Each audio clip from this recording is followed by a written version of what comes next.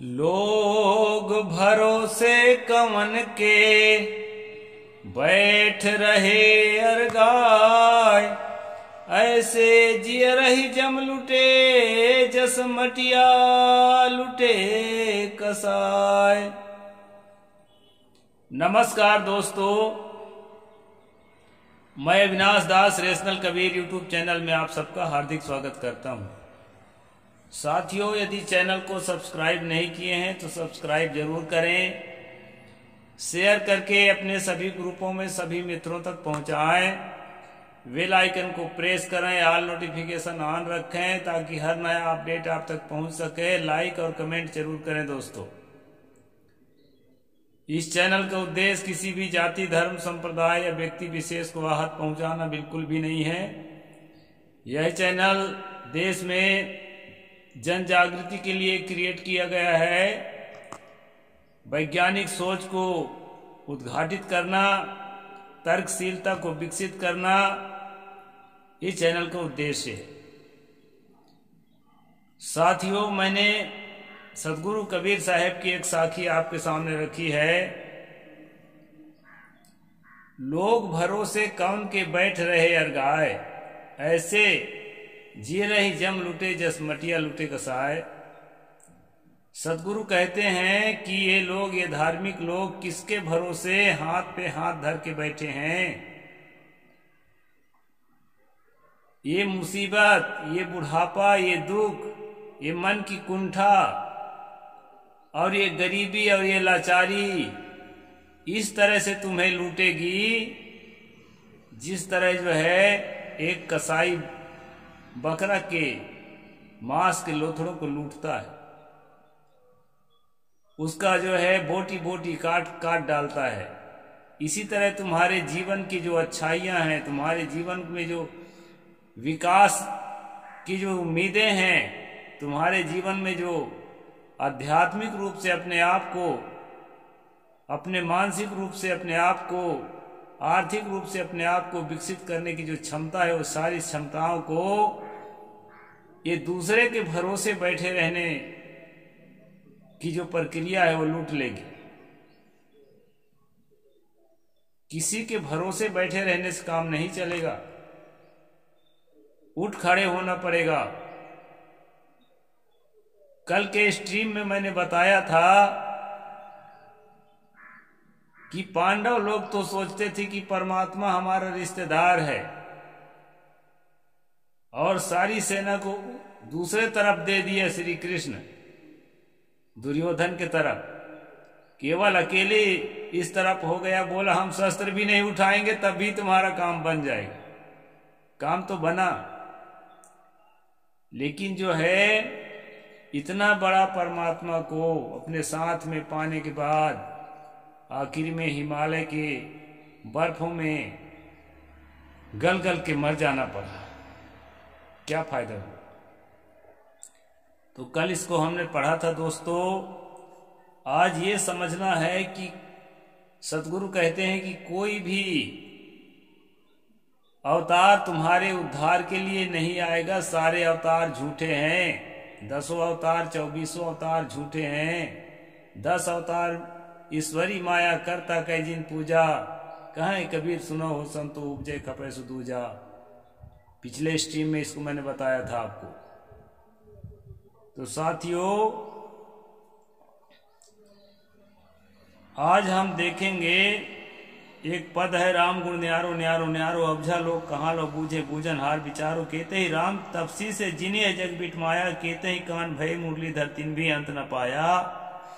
मच्छ कच्छ बरास रूपी बावन नाम धराया, केते ही बुद्ध निकलंकी कहिए तिन भी अंत न पाया।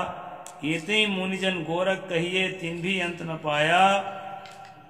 जाकी गति ब्रह्म नहीं जानी, शिव संकादिक हारे, ताके गुण नर कैसे पयो कहें कबीर पुकारे। साथियों, अभी आपने सुना होगा फेसबुक के माध्यम से स्वामी राम भद्राचार्य जी जगत गुरु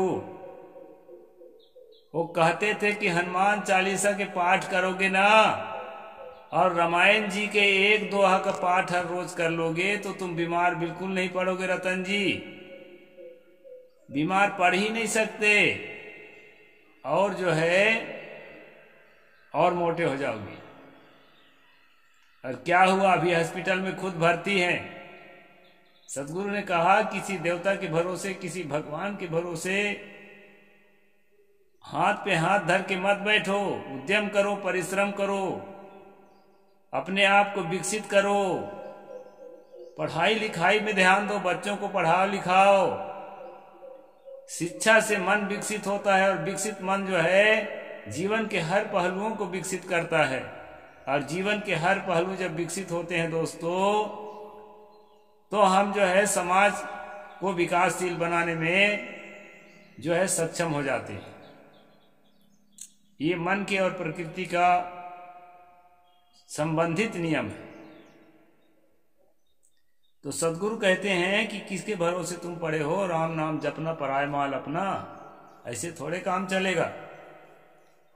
साहेब कहते हैं कि जिस रामचंद्र कृष्ण आदि को परमात्मा का अवतार मानते हैं, साक्षात ब्रह्म मानते हैं, वे लोग भी सृष्टि के रहस्य को न जान सके, यहाँ तक कि जाकी गति ब्रह्म नहीं जानी।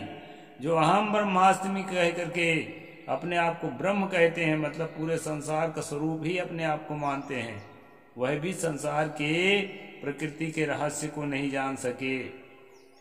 यदि जानते होते दोस्तों, ब्रह्मा विष्णु शिव दुर्गा काली गणेश या कोई भी देवता जिसको कहा गया है, राम कृष्ण जो भी, अगर सिर्फ संसार के रहस्य को जानते होते, प्रकृति के रहस्य को जानते होते, तो एकांत रहस्य को उसी समय उद्घाटित जरूर कर लेते, मोबाइल ही बना लेते, इंटरनेट की खोज कर लेते, या कुछ तो करे होते। तो लाठी से, तलवार से, गदा से लड़ते रहे, घोड़ा गधा में बैठकर सवारी करते रहे। किसी भी प्रकार के वैज्ञानिक चेतना का अभाव रहा है। कुछ कल्पनाएं की गई हैं कि पुष्पक विमान बनाया गया था, तो उसका टेक्नोलॉजी कहाँ चला गया? अभी तो प्रलय हुआ नहीं है, कहाँ चला गया टेक्नोलॉजी? दिनों दिन लोग विकसित बुद्धि के हो रहे हैं, तो वो तो और ज्यादा डेवलप होना चाहिए था। तो ये जो है ना, कल्पना की उड़ाने उड़ने से काम नहीं चलेगा। कुछ भी उपलब्धि नहीं थी दोस्तों उनके पास। ये जो है हमसे बहुत लाखों गुना पीछे थे। अब उनके नाम लेकर आज हम बीमारी से मुक्त होना चाहते हैं, उनके नाम लेकर भवसागर से तरन जन्म मरण के बंधन काटने के ढोंग रचते हैं, और क्या क्या ढोंग रचते हैं। सतगुरु कबीर साहिब ने साफ इनकार किया है। कबीर पंथियों को खासकर मैं बताना चाहता हूं, जो राम राम रट रहे हैं इस समय, सभी नहीं रट रहे हैं, लेकिन कुछ लोग तो रटना शुरू कर दिए। मत्स्य, कच्छ, नरसिंह, वराह, वामन, बुद्ध और कलंकी आदि को अवतार कहना विवेक सम्मत नहीं है।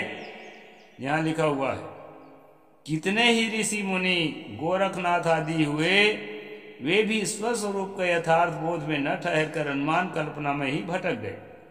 कबीर साहेब जोर देकर कहते हैं कि ऐ लोगों, उस साहेब के संग लगो जो तुम्हारे दोनों जन्म मरणावगमन के दुख मिटा सके। ध्यान रहे वह परम तत्व साहेब कभी भी राजा दशरथ के पुत्र के रूप में जन्म धारण नहीं किया है।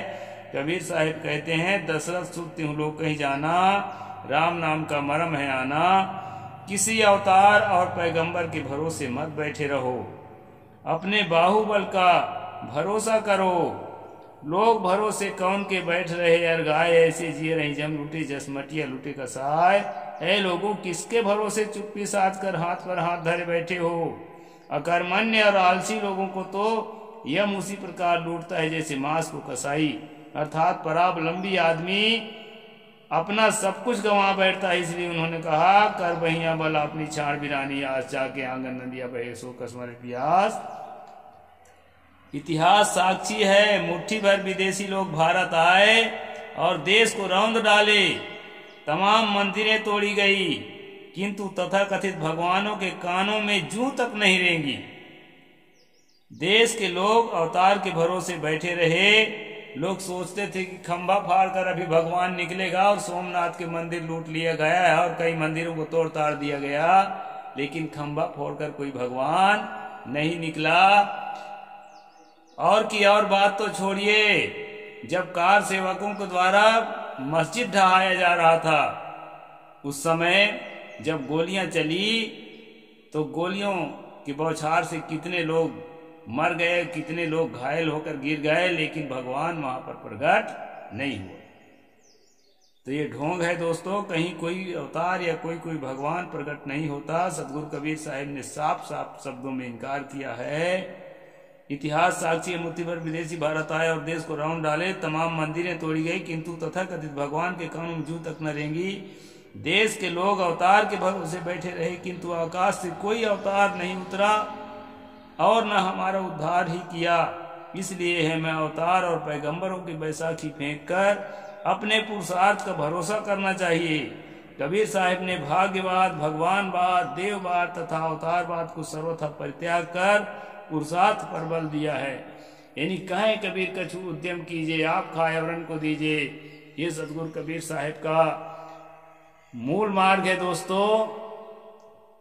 हमें जो है शारीरिक रूप से परिश्रमशील होना चाहिए, मानसिक रूप से परिश्रमशील होना चाहिए और अपने परिश्रम से खुद जागें और अन्य लोगों को भी जगाएं और परिश्रमी बन करके अपने जीवन के व्यक्तिगत उन्नति और समाज की उन्नति, देश की उन्नति और दुनिया की उन्नति में अपनी भागीदारी सुनिश्चित करें।